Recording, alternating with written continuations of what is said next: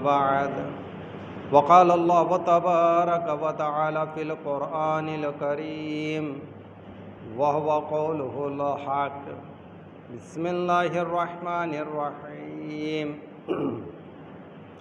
ومن يعظم حرمات الله فهو خير له عند ربه۔ سورہ حج کی 30ویں آیت میں خداوند تعالی ارشاد فرماتا ہے وَمَن يُعَظِّمْ حُرُمَاتِ اللَّهِ فَهُوَ خَيْرٌ لَهُ عِندَ رَبِّهِ، کہ جو کوئی خدا کی حرمت یعنی قابل احترام والی چیزوں کی تعظیم کرے گا تو یہ اس کے حق میں پروردگار کے یہاں بہتر ہے۔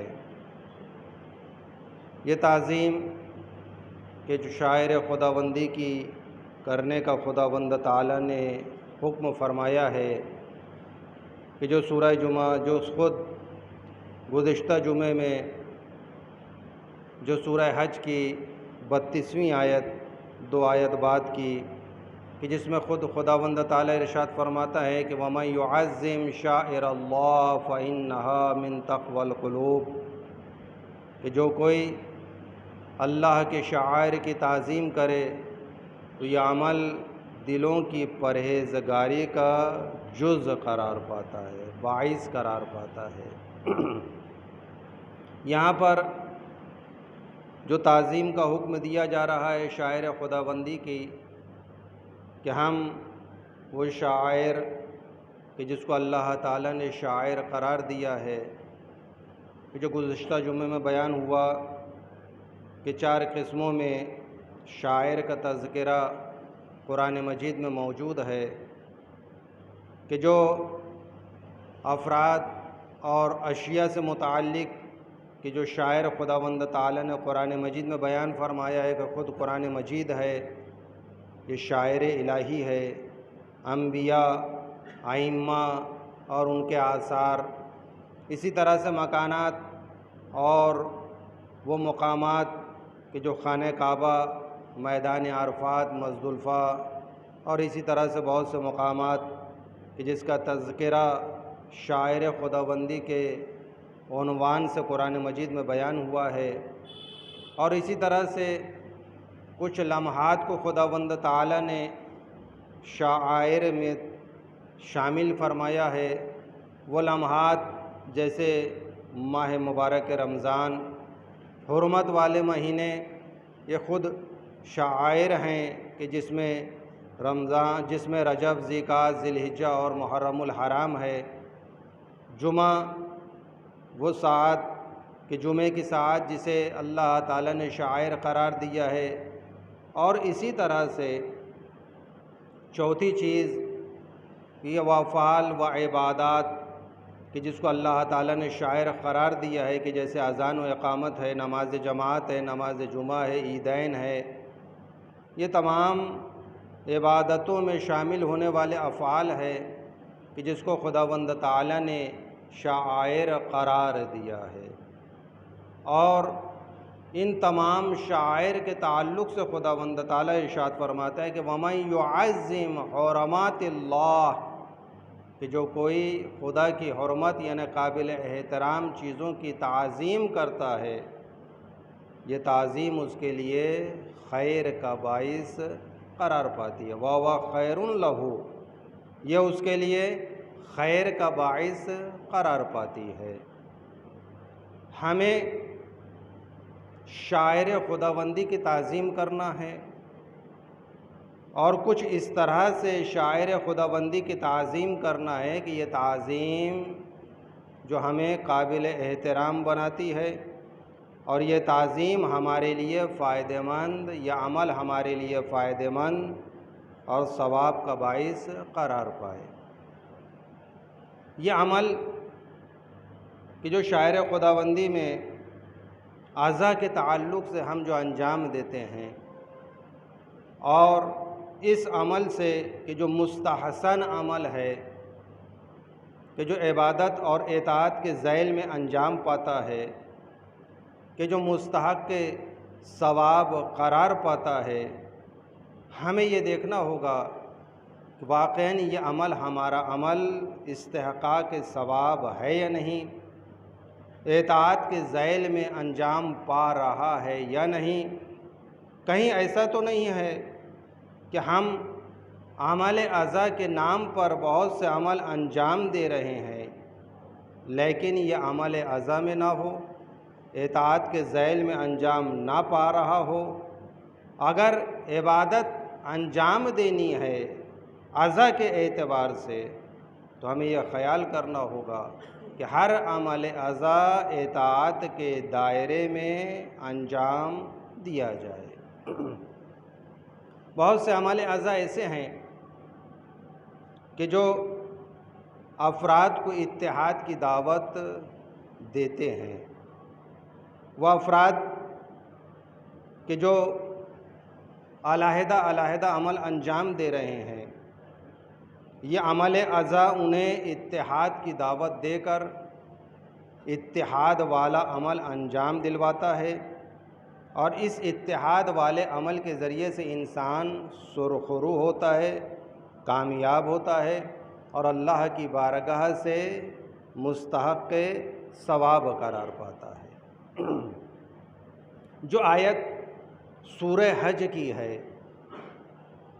اگر اس آیت کو میں مکمل آپ کی خدمت میں تلاوت کرتا ہوں تو آیت جہاں پر لا تحلوا شعائر اللہ، یہ آیت جہاں پر بیان ہوتی ہے لا تحلوا شعائر اللہ، سورہ مائدہ کی آیت ہے، آیت نمبر 20، کہ جس میں خداوند تعالیٰ فرماتے ہیں کہ یا ایھا الذین آمنوا لا تحلوا شعائر اللہ، اے ایمان والو نہ شاعر خدا کی بے حرمتی کرو، بے توقیری انجام دو، ولا الشہر الحرام، اور نہ حرمت والے مہینے کی بے توقیری انجام دو۔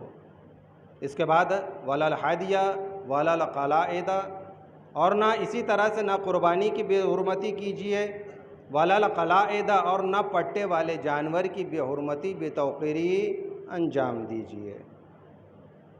بیان آگے بڑھتا ہے اور خداوند تعالیٰ آخر میں ارشاد فرماتا ہے، یاد رکھیے یہ اجتماعی عبادت کہ جو اتحاد کے طور پر انجام دی جاتی ہے، اس میں آخر میں ارشاد فرماتا ہے کہ وَلَا تَعَاوَنُوا عَلَى الْبِرِّ وَالتَّقْوَىٰ، کہ نیکی اور پرہیزگاری کے کاموں میں ایک دوسرے کی مدد کیجیے۔ وَلَا تَعَاوَنُوا عَلَى الْإِثْمِ وَالْعُدْوَانِ، اور گناہ اور ظلم کی باتوں میں مدد نہ کیجیے۔ وَاتَّقُوا اللَّهَ، اور اللہ کا تقوی اختیار کیجیے۔ یعنی آپ جب ایک ایسا عمل جو اتحاد کا مرکز ہو، کہ جہاں اتحادی طور پر چند افراد مل کر کسی عمل کو انجام دے رہے ہوں، تو وہ عمل انجام دینے میں ہمیں اس حکم کو ملحوظ خاطر رکھنا ہوگا۔ پہلا حکم کیا فرماتا ہے خداوند تعالیٰ؟ وَتَعَاوَنُوا عَلَى الْبِرِّ وَالتَّقْوَىٰ، ہمیں بر اور تقوی کا خیال کرتے ہوئے ایک دوسرے کی مدد کرنی ہوگی۔ عمل اعضاء ہے کہ جو اتحادی عمل ہے، چاہے وہ مجالس کے طور پر انجام دیا جائے، چاہے وہ جلوس کے طور پر انجام دیا جائے، چاہے وہ ماتمی دستے کے طور پر انجام دیا جائے، چاہے وہ نوحہ خوانی کے طور پر انجام دیا جائے، یہ تمام عمل اعضاء ایک ایسا اتحادی مرکز ہے کہ ہمیں اتحاد کو قائم کرتے ہوئے دو چیزوں کا خیال کرنا ہوگا۔ اتحاد کبھی افتراق میں تبدیل نہیں ہو سکتا ہے۔ اتحاد کے طور پر برقرار رہے گا اس وقت تک جب تک انسان اس آیت پر عمل پیرا ہوتا رہے، تعاونوا علی البر والتقویٰ، ہمیں مدد کرنی ہوگی اس عمل اعضاء میں، اس اتحاد میں، تقوی پر اور بر کے کاموں میں۔ اگر کوئی شخص نیک کاموں کا حکم دے رہا ہے، ہمیں تسلیم کرنا ہوگا، ہمیں ماننا ہوگا، ہمیں عمل کرنا ہوگا۔ اگر تقوی کی تلقین کی جا رہی ہے، تقوی کے جانب جو ہے وہ دعوت دی جا رہی ہے، تو ہمیں مل کر تقوی پر عمل کرنا ہوگا، مل کر۔ یہی تو اتحاد کا مرکز ہے، یہی تو اتحاد والا عمل ہے۔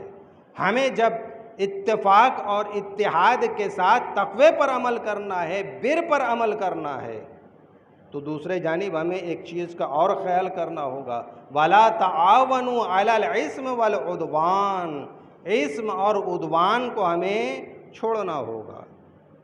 اگر گناہ کا حکم دیا جا رہا ہے، مخالفت خداوندی کی جا رہی ہے، پرہیزگاری سے دور ہٹ کر عمل کیا جا رہا ہے، بھلے سے اتحاد اور اجتماعی عمل ہی کیوں نہ ہو، تو ایسے اجتماعی عمل پر عمل نہیں کیا جائے گا، خیال کرنا ہوگا۔ اور یاد رکھیے، یہ تمام شعائر مقدس ہیں، اس مقدس شعائر میں ہمیں اہداف نامقدس سے ہمیں دوری اختیار کرنی ہوگی۔ بہت سے مقدس شعار ہیں کہ جس شعار کو زمانے میں بلند کیا گیا ہے، لیکن شعار مقدس تھا، ان کا ہدف نامقدس تھا۔ قرآن مجید میں ایک شعار ہے، لا حکم الا للہ، سوائے اللہ تعالیٰ کے کسی کا حکم نہیں ہے۔ اس شعار کو خوارج نے جنگ صفین کے بعد اپنا شعار قرار دے کر عبادت کے مصلے کو بچھا کر عبادت شروع کی اور یہ شعار کو بلند کرنا شروع کیا۔ شعار مقدس تھا، ہدف ان کا نامقدس تھا۔ علی مرتضیٰ کے خلاف جنگ نہروان وہ افراد کے جو 10,000 کا لشکر لے کر جنگ نہروان میں وارد ہوئے تھے، ہدف قرآنی تھا، لیکن مقصد ان کا قرآنی نہیں تھا۔ قرآن کے خلاف جو اطیعوا اللہ و اطیعوا الرسول و اولی الامر منکم کا جو مقصد قرآن مجید میں بیان کیا گیا تھا، اس شعار کے ذریعے سے اس ہدف اور اس مقصد کے خلاف کاموں کو انجام دیا جا رہا تھا۔ شعار مقدس تھا۔ جنگ نہروان میں آنے والے افراد جو خوارج کہلاتے ہیں، ان کا شعار مقدس تھا، لیکن ہدف ان کا مقدس نہیں تھا۔ مقدس ہدف سے دور ہٹ کر وہ کاموں کو انجام دے رہے تھے۔ کیوں؟ جذبات جو کار فرما تھے وہ جذبات رحمانی نہیں تھے، بلکہ جذبات شیطانی تھے، جو شیطان نے ابھار کر انہیں جنگ نہروان میں میدان نہروان پر لا کر کھڑا کر دیا تھا، اور سب کے سب قتل کر دیے گئے۔ ابھی تو نہیں کہیں گے شہید کر دیے گئے، سب نے اپنی جانوں کو قربان کر دیے، حق پر یا باطل پر؟ یہ تھا باطل پر۔ اس لیے کہ کربلا میں ایک ایسی جنگ رونما ہوئی ہے کہ یزید کے لشکر میں 36,000 کا لشکر شامل ہوا ہے۔ کیا وہ یزید کو باطل پر سمجھتے تھے؟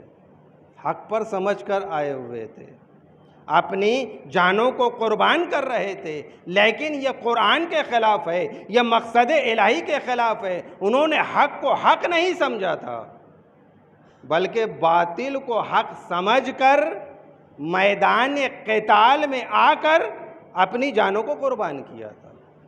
ان کی جان، ان کا مرنا، ان کا کٹنا سب کے سب بے مقصد تھا اور ہدر گیا ہے۔ فضول ان کی قتل اور ان کی جو ہے وہ مرنا فضول ثابت ہوتا ہے۔ تو ہمیں اپنے کاموں کو مقصد کے تحت انجام دینا ہے۔ یعنی عزاداری یعنی کیا؟ اس سے پچھلے جمعے میں بھی میں نے بیان کیا تھا، ہمیں اپنے جذبات کو اللہ کے فرمان کے تحت رکھ کر استعمال کرنا ہے۔ اگر فرمان الہی کے تحت جذبات کار فرما ہے تو ایسے جذبات کے تحت انجام دیے ہوئے افعال اللہ تعالیٰ قبول فرماتا ہے۔ تو عزاداری کو جذبات کا پابند بنانا ہے، یا پابند جذبات ہونا ہے، یا ہمیں اپنے جذبات کو عزاداری کے پابند بنانا ہے، یا عزاداری کو جذبات کے پابند بنانا ہے؟ عزیزان گرامی، غلط ہو جائے گا اگر ہم عزاداری کو جذبات کے پابند بنا ڈالیں، اپنے وجود کو عزاداری کا پابند بنا رہے ہیں، تو ہمیں اپنے جذبات کو بھی عزاداری کا پابند بنانا پڑے گا۔ عزاداری مقدس عمل ہے، یہ ہدف بھی مقدس ہونا چاہیے۔ بہت سی چیزیں ہیں، خود عزاداری اگر آپ دیکھیں تو ہمیں پیمانہ عمل عطا کرتی ہے، خود عزاداری پیمانہ عمل عطا کرتی ہے کہ اس پیمانے میں رہ کر ہمیں اس مقدس فعل کو انجام دینا ہے۔ تو ہمیں کس طرح سے اس مقدس فعل کو انجام دینا ہوگا؟ جذبات، انسان کا دماغ، انسان کی فکر، انسان کا فیصلہ کچھ بھی ہو سکتا ہے، غلط بھی ہو سکتا ہے، صحیح بھی ہو سکتا ہے۔ ہمیں اپنی فکروں کو افکار حسینی سے ملا کر کاموں کو انجام دینا ہے۔ اگر ہماری فکریں افکار حسینی سے مل رہی ہے، میچ کھا رہی ہے، تو سمجھ لیجئے ہماری فکریں حسینی کہلائے گی۔ ہمارے عمل حسینی سے مل رہے ہیں تو ہمارے عمل حسینی کے مانند، عمل حسینی سے شمع روشنی لیتے ہوئے انجام پائیں گے۔ ہمیں وہاں سے روشنی حاصل کرنی۔ بہت سے کاموں کو ہم انجام دیتے ہیں جذبات کے تحت۔ مثال کے طور پر شام غریبہ میں آپ نے دیکھا ہوگا کینڈل مارچ۔ یہ میں نہیں کہتا کہ وہ عمل جائز ہے یا نہیں جائز ہے، فیصلہ خود آپ کیجئے۔ بہت سے ممبروں سے کہا جاتا ہے جائز، بالکل جائز ہے۔ بہت سی چیزیں ہیں جائز ہے، مثال کے طور پر سینہ زنی بالکل جائز ہے۔ کہاں ایسا آیا ہے کہ عورتیں سینہ زنی نہ کریں؟ صرف سینہ زنی مردوں سے متعلق ہے، یہ عمل عورتوں سے تعلق نہیں رکھتا ہے۔ سینہ زنی عورتیں بھی کرے گی، عمل مستحسن ہے، قابل ثواب ہے، انہیں بھی اجر اللہ تعالیٰ کے جانب سے ملتا چلا جائے گا۔ اور اسی طرح سے مرد بھی سینہ زنی کرتے ہیں، انہیں بھی ثواب ملے گا، لیکن دونوں کے مقامات پر محل میں فرق پایا جاتا ہے۔ عورتیں جب بھی سینہ زنی کرے گی، چار دیواری میں رہ کر پردے کا خیال کرتے ہوئے اس مباح عمل کو، اس جائز عمل کو، اس مستحب عمل کو انجام دیتی ہیں تاکہ غیر مرد کی نگاہ نہ پڑے۔ یہی ہم اگر مرد جیسے روڈ پر آ کر، سڑک پر آ کر، چوراہے پر کھڑے ہو کر سینہ زنی کرتی ہیں، اگر یہی عمل عورتیں انجام دینے لگے چوراہے پر پردے کا خیال نہ کرتے ہوئے، تو یہ عمل مستحسن ان کے لیے نہیں رہ پائے گا۔ آئیے کینڈل مارچ، میں نے پہلے ہی کہہ دیا، میں یہ نہیں کہہ رہا ہوں کہ جائز ہے یا نہیں، اس سے بحث نہیں ہے مجھے۔ مرد موم بتی لے کے نکلے شام غریبہ میں، ساتھ میں عورتیں بھی لے کے نکل رہی ہیں۔ غور کیجئے ذرا سا آپ اس ماحول کو، شام غریبہ ہے، بڑی غم زدہ شب ہے، ہماری شہزادی بہت زیادہ غم زدہ ہیں۔ کیا خواتین بے حجابی کے ذریعے سے کینڈل مارچ کرتے ہوئے مزید شہزادی کو غم زدہ کرنا چاہتی ہیں؟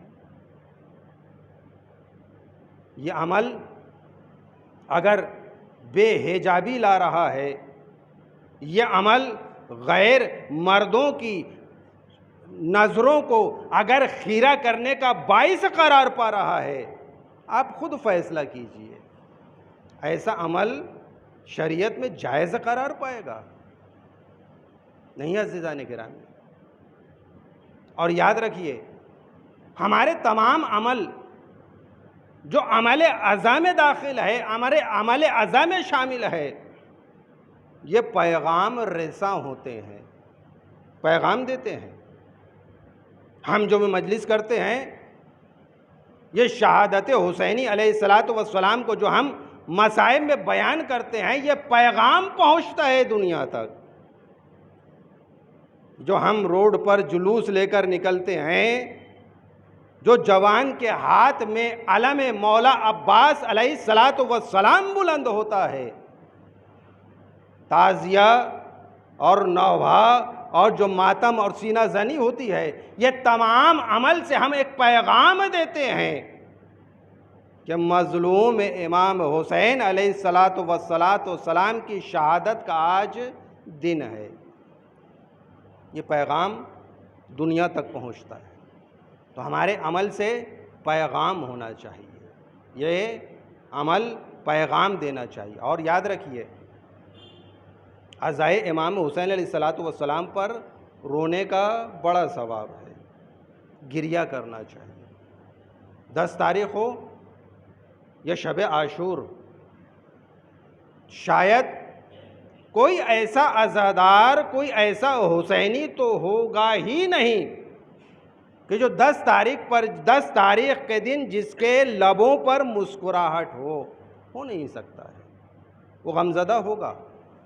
اسی طرح سے اگر شام غریبہ ہیں تو وہ بھی غمزدہ حالت میں ہوتی ہے، غم کے ساتھ ہوتی ہے۔ اہتمام عزا کرنا ہے، ہمیں عزا کے ساتھ اپنے ان امور کو، اپنے ان زمان کو اور اپنے ان مکانات کو عزا سے معین کرنا ہے، غم سے تزئین دینا ہے۔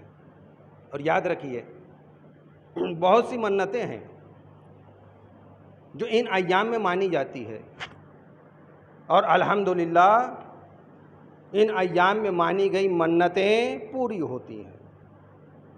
لیکن منتوں کا خیال کیجیے آپ، اس لیے کہ ہمارے مولا و آقا جو پردہ غیب میں ہیں، وہ ہمارے حالات سے زیادہ واقف ہیں۔ اگر ہم منت مان رہے ہیں یا کوئی خاتون منت مان رہی ہے کسی بھی مباح امور، جائز امور کی، تو یاد رکھیے، ضروری نہیں ہے کہ یاد دہانی کے طور پر زری کے اوپر ایک دھاگا باندھا جائے۔ یہ کیوں دھاگا باندھا جا رہا ہے بھائی؟ غور کیجئے، کیا آپ اپنے اس دھاگے سے مولا کو یاد دہانی کروانا چاہ رہے ہیں کہ مولا یہ میری منت تھی اور یہ میں نے دھاگا باندھا ہے، آتے جاتے دھاگا دیکھ لیجئے گا، کبھی اگر یہ نظر پڑ جائے تو میری منت کو پوری کر دیجئے۔ نہیں عزیزان گرامی، بھول چوک غیر معصوم کے لیے ہے، یہ معصوم افراد ہے۔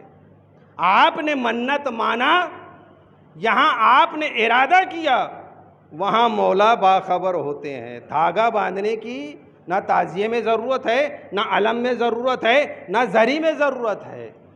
یہ اضافی افعال کو انجام دینا شاید اضافی ہی ہوگا۔ اسی طرح سے بہت سی منت مانی جاتی ہے۔ مباح کام کی منت ماننا بالکل درست ہے، جائز ہے، لیکن غور کیجئے، حرام کام سے اجتناب، واجب کام کے چھوڑنے کی منت نہیں مانی جاتی۔ اگر کوئی شخص یہ منت مان لے کہ میں تعزیے کے پاس پورے دن کھڑا رہوں گا اگر یہ میرا کام ہو جائے، یہ منت فضول ہے۔ اس لیے آپ نے تعزیے کے پاس کھڑے رہنے کی منت تو مان لی، لیکن عزیزان گرامی، پورے دن میں آپ کے اوپر 5 ٹائم کی نماز تھی۔ اگر آپ تعزیے کے پاس کھڑے رہنے کی منت مان رہے تو نماز کب پڑھیں گے آپ؟ پتہ ہی چلتا ہے کہ یہ منت آپ کی فضول ہے، یہ منت آپ کی غیر شرعی ہے۔ اور منت کا سلسلہ عورتوں کے جانب بڑی ایک لسٹ ہوتی ہے، وہ زیادہ ان کاموں کو انجام دیتی ہیں۔ ماننا چاہیے، بہت اچھی چیز ہے، منت ماننا بالکل جائز ہے، بالکل درست ہے، منت ماننا چاہیے، لیکن عزیزان گرامی عمل شریعت کے مطابق ہونا چاہیے۔ کچھ ایسے دن آتے ہیں اس ایام میں عورتیں ایک سین لیتی ہیں، اس میں مختلف قسم کے پھل رکھ لیتی ہیں، اس کے اوپر چادر ڈال دیتی ہیں، اور جس کو جیسی منت ماننا ہوتی ہے وہ چادر کے نیچے سے پھل اٹھا لیتی ہیں۔ یہ عورتیں کرتی ہیں۔ غور کیجئے گا یہ عمل کیسا ہے۔ جیسے ہی وہ پھل آ جاتا ہے تو اب وہ سال بھر تک وہ پھل نہیں کھائیں گی۔ پھل اللہ کی نعمت ہے، اللہ تعالیٰ کی جانب سے نعمت الہی کو اپنے اوپر حرام کر لینا، نہ کھانے کی منت ماننا، یہ درست نہیں ہے۔ ہمارے استاد محترم بڑا اچھا کہا کرتے تھے، وہ یہ کہا کرتے تھے کہ بھائی آپ نے پھل تو رکھ لیا ہے، اس سین میں تھوڑا سا پانی بھی رکھ لینا چاہیے۔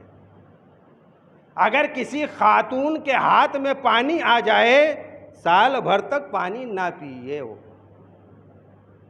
تھوڑا سا روٹی کا ٹکڑا رکھ لینا چاہیے، چاول رکھ لینا چاہیے۔ یہ کیوں نہیں رکھا جاتا ہے؟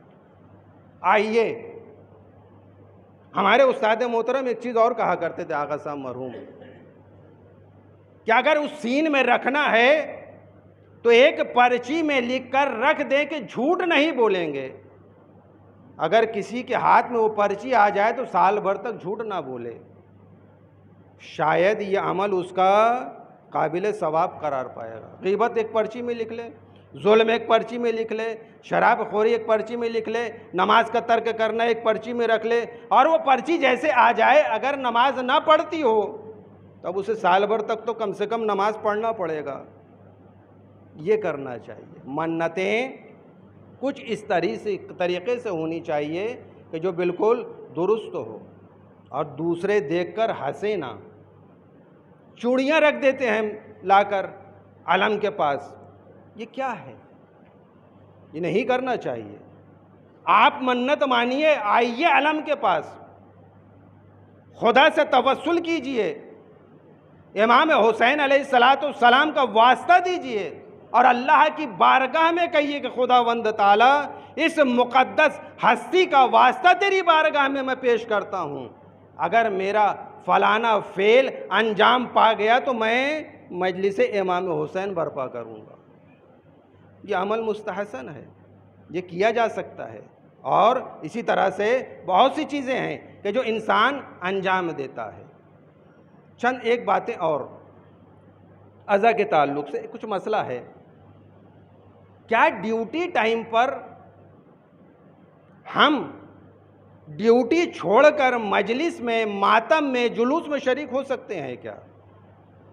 اتفاق سے 10 تاریخ کا دن تھا، یا 1 محرم سے لے کر وہ ایام کہ جو محرم الحرام کے گزر رہے ہیں، انسان کی ڈیوٹی 10 بجے سے ہے، اور اسے مجلس میں بھی 10 بجے جانا ہے۔ وہ مجلس میں شریک ہوتا ہے، 11:30 بجے ڈیوٹی پہنچتا ہے۔ کتنا گھنٹہ لیٹ ہوا ڈیوٹی سے؟ 1.5 گھنٹہ لیٹ ہوا۔ تو کیا ایسا ڈیوٹی چھوڑ کر وہ اس عمل اعظم میں شامل ہو سکتا ہے کیا؟ آیت اللہ سستانی فرماتے ہیں حفظہ اللہ کہ اسے اپنے مالک سے اجازت لینا ہوگا، اپنے مالک کو راضی کرنا ہوگا۔ اگر اس کا مالک اجازت نہیں دیتا ہے تو وہ مجلس میں شریک نہیں ہو سکتا ہے، اور اگر وہ مجلس میں شریک ہوا ہے بغیر مالک کے راضی کیے ہوئے تو جتنا اتنے ٹائم کی تنخواہ ہے وہ تنخواہ نہیں لے سکتا ہے، اتنی تنخواہ اسے کٹوانی ہوگی، یعنی مالک سے اجازت لینی ہوگی۔ اسی طرح سے ایک سوال اور ہے کہ انسان 10 محرم ہے، 10 محرم کی کمائی نہیں کمانا چاہیے، درست نہیں ہے۔ اب کوئی ایسی تجارت ہے جسے وہ بند نہیں کر سکتا ہے تو وہ کیا کرے؟ تو کہتے ہیں کہ وہ تجارت کو بند نہ کرے، مجبور ہے، تجارت نہیں بند کر سکتا ہے۔ وہ تجارت جو صبح سے لے کر مغرب تک جتنی تجارت ہوئی ہے وہ تجارت کے پیسے کو وہ علیحدہ کر لے، استعمال نہ کرے، وہ امام حسین کی راہ میں اس پیسے کو خرچ کر دے۔ یہ مستحسن ہے، یہ کرنا چاہیے اسے۔ اسی طرح سے سجدگاہ کا ایک مسئلہ پوچھا جاتا ہے۔ سجدگاہ پر عموماً یا حسین لکھا ہوتا ہے، یا نقش و نگار ہوتا ہے، یا اہل بیت کا نام، یا روضہ امام حسین کی تصویر بنی ہوتی ہے، کیا اس پر سجدہ کیا جا سکتا ہے؟ آیت اللہ سیستانی مدظ اللہ العالی فرماتے ہیں کہ بالکل سجدہ کیا جا سکتا ہے۔ عبادت میں سب سے عظیم عمل سجدہ کرنا ہے، لیکن غیر اللہ کو سجدہ نہیں کیا جا سکتا۔ ہم سجدے گاہ پر سجدہ کرتے ہیں، سجدہ اللہ کا کرتے ہیں، چاہے اس پر یا حسین ہی کیوں نہ لکھا ہوتا ہے۔ ہم امام حسین کو سجدہ نہیں کرتے ہیں، امام حسین کو سجدہ کرنا درست نہیں ہے، تو ہم امام کو سجدہ نہیں کرتے ہیں۔ اگر لکھا ہوا ہے تو کوئی حرج نہیں ہے۔ اور آیت اللہ سیستانی فرماتے ہیں کہ بہتر ہے ایسی سجدگاہ استعمال کی جائے کہ جس کا سرفیس پلین ہو، پلین سجدگاہ پر سجدہ کرنا زیادہ بہتر ہے، لیکن سجدہ کیا جا سکتا ہے۔ اب آتے ہیں سب سے اہم مسئلہ، ایسی سجدگاہ آپ کے گھر پر ہے جس پر معصومین کا نام کندہ ہے، آپ اسے بغیر وضو اٹھا نہیں سکتے ہیں۔ اگر بغیر وضو ایسی سجدگاہ اٹھائی جاتی ہے تو آپ گنہگار ہو جائیں گے، اس لیے کہ ائمہ کا نام چاہے بنیان پر لکھا ہوا ہو، آج کل کالی ٹی شرٹ پر نام لکھا ہوا ہوتا ہے، اس کا احترام کرنا ہوگا۔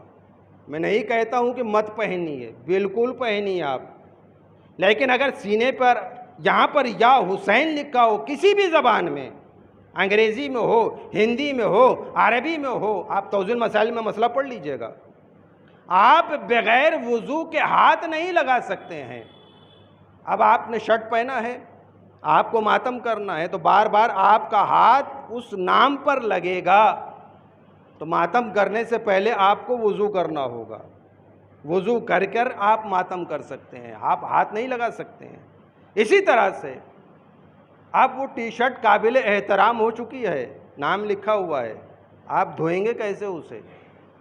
اگر آپ دھوتے ہیں تو اس کا دھون آپ نالی میں نہیں بہا سکتے ہیں، آپ کو دھو کر اس کا دھون محفوظ مقام پر ڈالنا ہوگا، اس لیے کہ اس کا بھی احترام ضروری ہے۔ اس چیز کا خیال کرتے ہوئے ہمیں کاموں کو انجام دینا ہوگا۔ ہم اللہ تعالیٰ سے دعا کرتے ہیں کہ خداوند تعالیٰ تمام عمل اعضا کو ہمارے تو قبول فرما۔ ایام اعظم میں جو ہم عبادتیں مستحب عبادتیں انجام دیتے ہیں، خداوند تعالیٰ تو اسے قبول فرما۔ خداوند تعالیٰ ہمارے گناہوں کو تو بخش دے، امام کے ظہور میں تعجیل فرما، ان کے اعوان و انصار میں شمار فرما۔ بسم اللہ الرحمن الرحیم والعصر ان الانسان لفی خسر الا الذین آمنوا وعملوا الصالحات وتواصوا بالحق وتواصوا بالصبر۔